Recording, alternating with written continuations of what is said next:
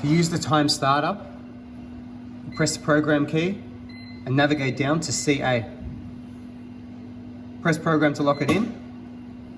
Now you press your time, and this is a countdown timer.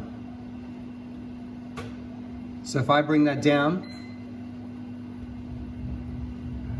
to 12 hours, press time again, that's your minutes.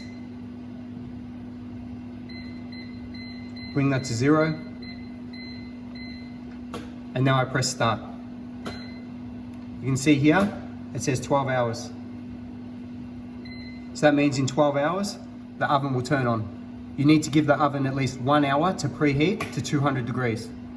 If you wanted to leave this and just force the oven to start, hold start stop. Now the oven is heating to 200 degrees.